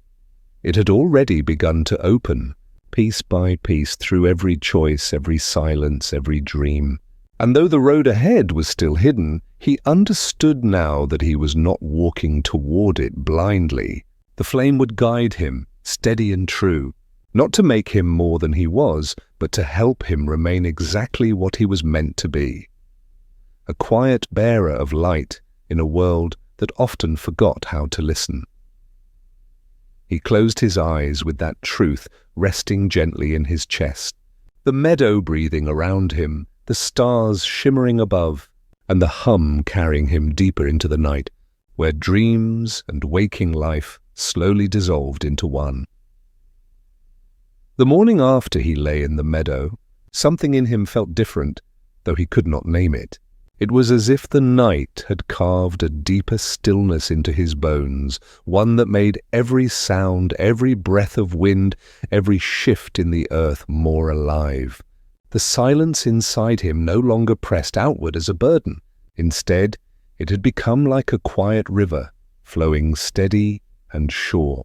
Yet with that steadiness came a new weight, a sense that the days ahead would ask more of him than before, that the calm he carried was not meant to remain hidden, but to step into currents larger than the village, larger even than the life he had known so far. The villagers sensed this change, though none spoke of it directly. They watched him differently now, some with reverence, others with unease, as though unsure whether his presence brought blessing or disruption.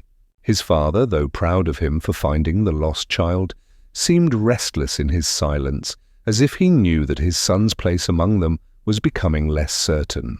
There were evenings when his father lingered by the door, staring out into the dark before turning back to look at him with eyes heavy, not with doubt, but with inevitability.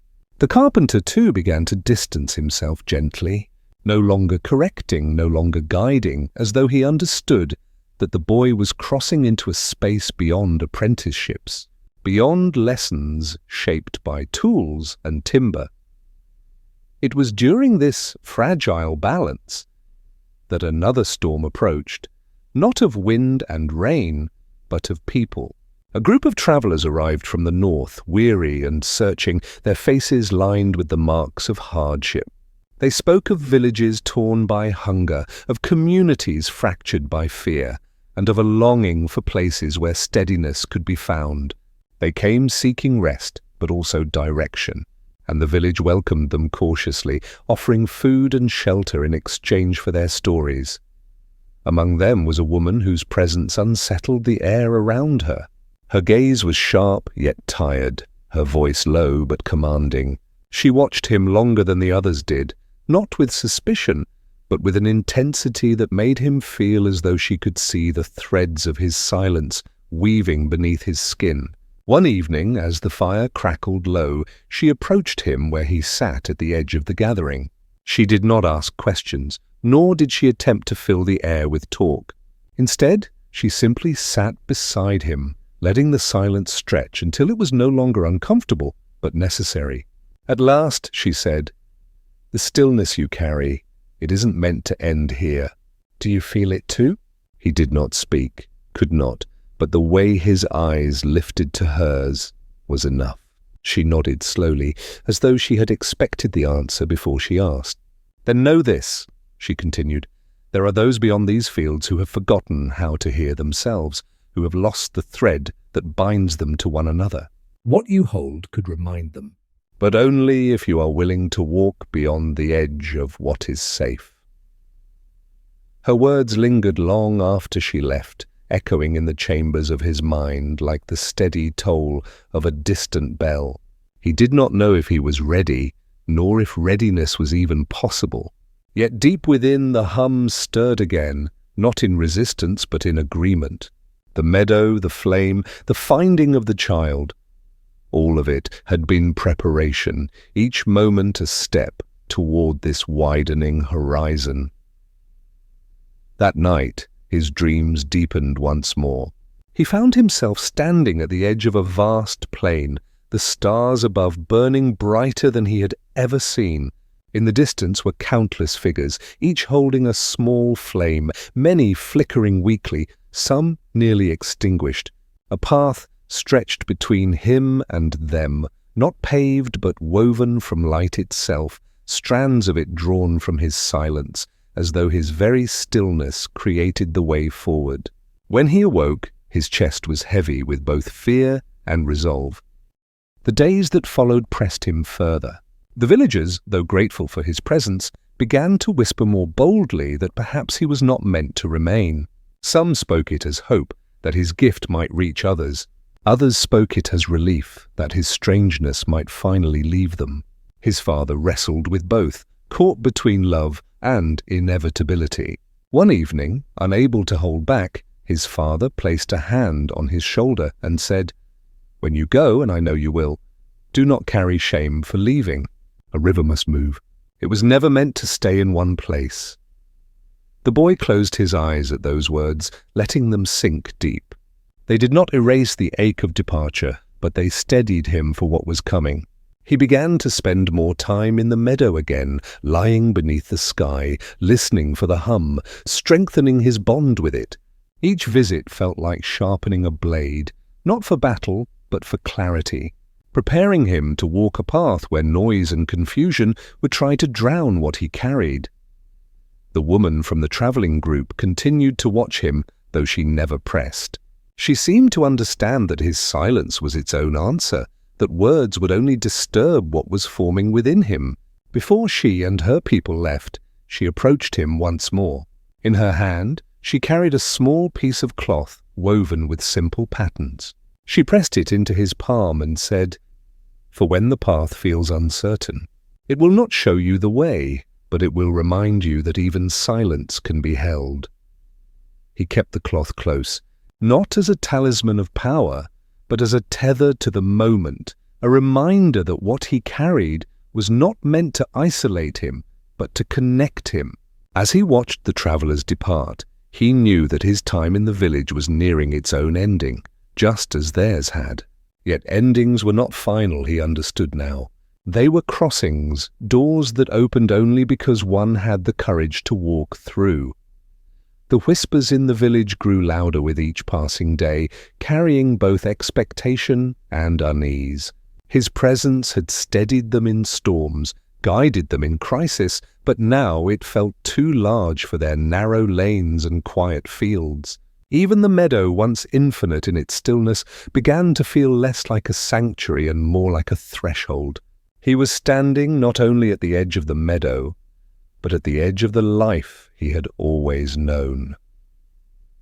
One night, unable to sleep, he walked into the fields and stood beneath the stars. The silence hummed so deeply that it seemed to merge with the ground beneath his feet, the air around him, the very pulse of the world. In that moment, he understood with a clarity that left him trembling. He could not remain.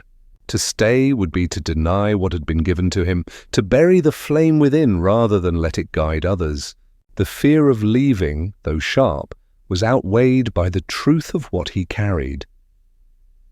He did not yet know when he would step beyond the village, nor what he would face when he did, but the decision had already been made within him. The silence had chosen, and he had accepted. All that remained was to walk forward when the time arrived, to let the river carry him beyond the banks of his childhood into the vast, uncharted waters that awaited. As dawn crept across the horizon, painting the sky in pale gold, he turned back toward the village. The world around him was still asleep, unaware of the shift that had taken root in the night. But he knew, and as he walked back through the fields, each step felt like both an ending and a beginning. The quiet hum within him now steady, unwavering, guiding him toward the life that was waiting just beyond the edge of everything he had ever known. The morning after he returned from the fields, carrying the certainty that he could not stay, the air in the village seemed sharper, as though it too knew what was coming. The usual sounds of life, the clatter of tools, the murmur of voices, the bleating of animals, felt distant, muted, as if they belonged to a world already receding behind him. He walked among the people as he always had, but their glances lingered, not unkindly, yet filled with a knowledge they could not name. It was as though everyone sensed he had already crossed some invisible line, even though his feet had not yet left the soil of his childhood. His father tried to speak more often now, words spilling out in fragments that felt both urgent and unfinished. He reminded his son of practical things, how to mend a roof, how to judge the strength of wood, how to barter fairly. Yet beneath each instruction lay something softer, a quiet ache that he could not disguise.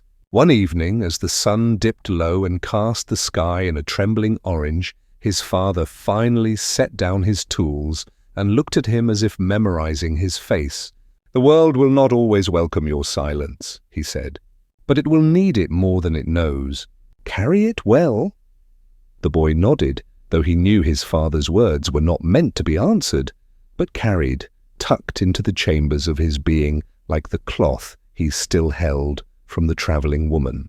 That cloth now lived folded inside his pocket, its weight light but steady, a reminder that even silence could be shared, even stillness could be passed from one soul to another. The days blurred, each one pressing against him more firmly, each one whispering that the time to leave was drawing near. He felt it when he stood in the meadow where the hum within him grew restless, urging him forward like a tide that could no longer be held by the shore. He felt it when he passed the children of the village, their eyes wide with a mixture of admiration and fear, as though they already saw him not as one of their own, but as something they could not follow. And he felt it most strongly at night, when dreams of distant fields and faces he had never seen pulled him across landscapes woven from light and shadow, guiding him toward horizons that never ended. One night, the woman who had given him the cloth appeared again in his dreams. She stood on the same plane of stars, though her form seemed less solid, her voice softer, carried like wind across water. "It is time," she whispered. "Do not wait for certainty. It will never come. You must walk while the silence is still alive within you, before it fades into memory." He woke with tears in his eyes, not from fear, but from the weight of knowing that the dream was not simply imagination, it was a call. The next morning, without announcing it, he began to gather the few things he would take with him: a simple satchel, bread wrapped in cloth, a flask of water, the small woven piece pressed against his chest, and little else. He walked through the house, slowly, his hand brushing along the familiar wood, the worn table, the small window through which he had watched countless dawns. Every corner carried memory, but none bound him. When he turned, his father was standing in the doorway, silent. They looked at one another for a long while, no words passing between them, only the deep, aching understanding that this was both departure and love. Finally, his father stepped aside, his shoulders heavy, yet his eyes steady, granting him passage without question. As he walked through the village, people emerged quietly, some offering small gifts, others only their gaze. An old woman pressed a dried flower into his hand, saying nothing, her eyes glistening. A child ran up, placed a smooth stone in his palm, then fled, too shy to linger. These tokens weighed little, but each one was like a thread, binding him gently to the life he was leaving behind. He accepted them with a bowed head, carrying not the objects themselves, but the love hidden inside them. At the edge of the meadow he paused. The fields stretched before him, familiar yet transformed by the knowledge that this would no longer be his boundary, but his beginning. The silence within him surged, filling his chest until it was almost unbearable, then softening into calm, as though reassuring him that the step he was about to take was not into emptiness, but into continuity. He turned once, his eyes sweeping over the village, the rooftops, the paths, the people gathered in small clusters, watching in reverent quiet. He lifted his hand, not as farewell, but as blessing, then faced forward and stepped into the tall grass. Each stride felt heavy at first, as though the earth itself was reluctant to release him. But with every step, the weight lessened, replaced by a quiet strength, as though the silence within him was weaving itself into the land beneath his feet. The meadow no longer felt like an ending, but a passage, its grasses bending in a rhythm that seemed to match his breath. The sky above stretched wider than ever, the horizon opening like a book yet unread. As dusk fell, he reached the farthest edge of the meadow, a place he had never crossed before. Beyond lay rolling hills, their shapes softened by the fading light, leading into shadows he could not yet name. He stopped there, feeling the immensity of what awaited, both daunting and necessary. The silence within him hummed again, not as command but as companionship, a steady reminder that he was not truly alone. He sat for a while, letting night rise around him, stars flickering into place one by one. Their light felt familiar now, as if they too were watching, guiding, waiting. Sleep came gently, and in his dreams he stood once more on the plane of light. But this time he was not alone. Countless figures stood beside him, each holding their own small flame. Some were the villagers he had left, others were faces he had yet to meet, all bound together by threads that glowed faintly in the dark. And as he walked among them, his silence spread outward like ripples, steadying their flames, strengthening them. He understood then that his journey was not about reaching a single place, but about carrying this silence into every heart that had forgotten how to hear its own. When he woke, dawn was breaking, soft and golden, spilling over the hills ahead. The meadow behind him lay quiet, veiled in mist, as though it were already part of another life. He rose slowly, tightened the strap of his satchel, and began walking into the new light. The world ahead was unknown, vast, perhaps unkind, but he no longer sought certainty. The silence within him was enough. With each step, he felt the hum steady, like a song that would never end, guiding him forward into the endless unfolding of his story. And so he left the place of his childhood, carrying with him not only silence, but the memory of every hand, every gaze, every gift that had shaped him. The path stretched wide and waiting, and though he did not know where it would lead, he knew this. He was no longer only the boy who belonged to the meadow. He was becoming the boy who belonged to the world. The hills unfolded before him like waves of an ancient sea, their ridges rising and falling in slow, deliberate arcs. Each step carried him farther from the familiar and deeper into a quiet that felt both foreign and strangely welcoming. The meadow, once the boundary of his world, had slipped behind him like a dream fading at dawn, and though he could not see it now, he carried it within him, the hum, the stillness, the gentle weight of what had shaped him. The road ahead was not marked, no signposts to guide his direction, yet his feet moved with a certainty that came not from knowing the way, but from trusting the silence that lived inside his chest. The first village he reached was small, its houses huddled against one another, as though clinging for safety. Smoke curled softly from chimneys, and children played with sticks in the dirt paths, their laughter sharp against the still air. Yet beneath the surface of this place there was a restlessness, an undercurrent of unease. Faces turned quickly when he passed, smiles formed but faltered, eyes lingered on him longer than comfort allowed. He did not speak, of course, but he met each gaze with quiet steadiness, and in that simple exchange something shifted. A woman carrying water slowed as she passed him, her furrowed brow softening. A child, at first hiding behind her skirts, stepped out and touched his hand. The silence he carried did not frighten them. It disarmed them, stripped away the noise that fear had built around their hearts. He stayed only one night, sleeping on a floor offered by strangers, but even in that short span the village seemed to breathe differently. The next morning, as he prepared to leave, a man stopped him at the edge of the road. "We don't know who you are," the man said, his voice rough but tinged with wonder. "But last night, for the first time in months, my house was quiet. Not with absence, not with despair, but with peace. Whatever you carry, let it reach as far as it can." The boy nodded, pressing his hand briefly against the man's shoulder, then continued on, days blurred into one another, each step carrying him through valleys, across streams, along roads that wound like threads through the fabric of a vast, waiting world. He encountered many who were burdened, farmers bent with labor, mothers worn with worry, wanderers hardened by loss. He spoke to none, Yet his silence became its own kind of speech. People found themselves confessing things in his presence they had never told another. A weary traveller, seated beside him at a fire, whispered of the brother he had wronged. An old woman, rocking in her chair, told him of a child she had lost long ago.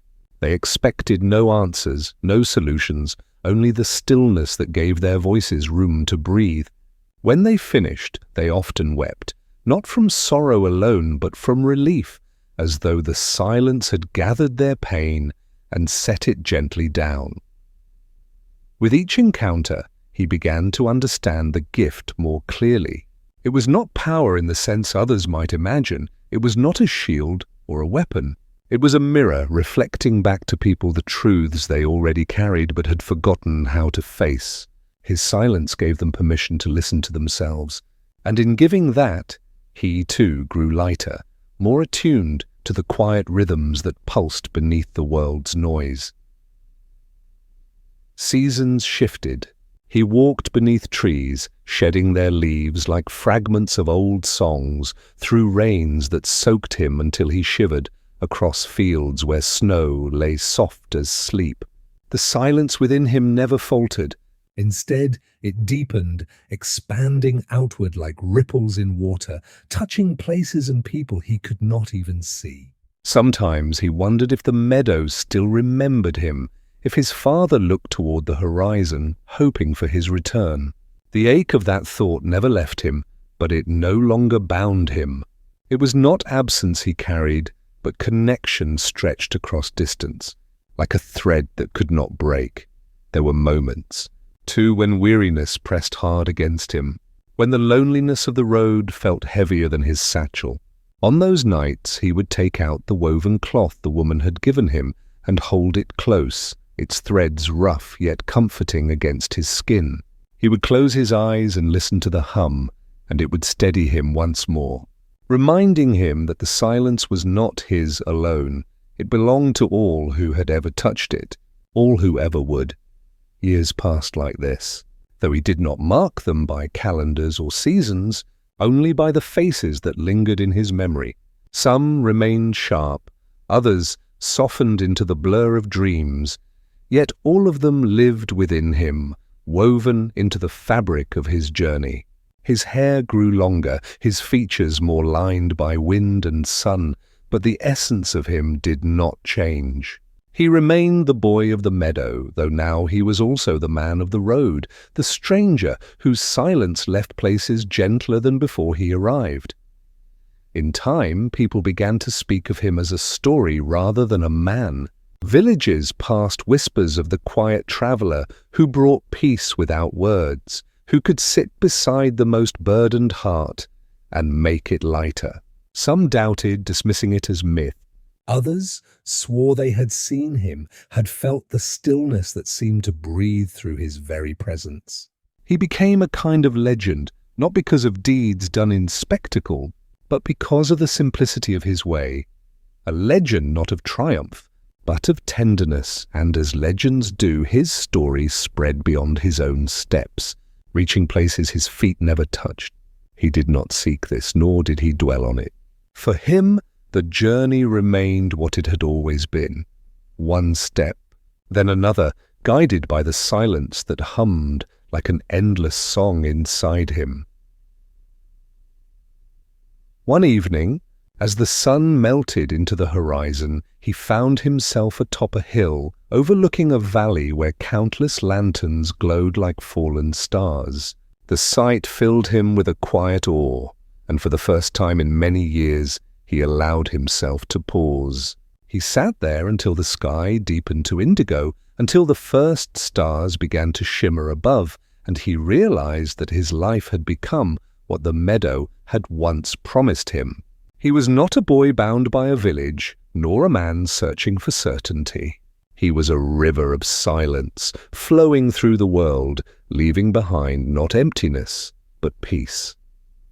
And somewhere deep within, he felt the gentle truth that his journey would never truly end. He would walk until his body could no longer carry him, and even then the silence would continue, carried in the lives he had touched, in the stories whispered about him, in the peace that lingered long after his footsteps faded. The valley below flickered with its quiet lights, and above him the stars stretched endless and patient. He closed his eyes, the hum steady in his chest, and let the stillness expand outward once more, weaving itself into the fabric of the night. And in that moment, the boy who had once listened to the silence in a meadow became something larger, something that belonged not to one place or one time, but to everyone who had ever longed for peace. Thanks for spending this time with us. Sleep well. Everything's gonna be okay, man.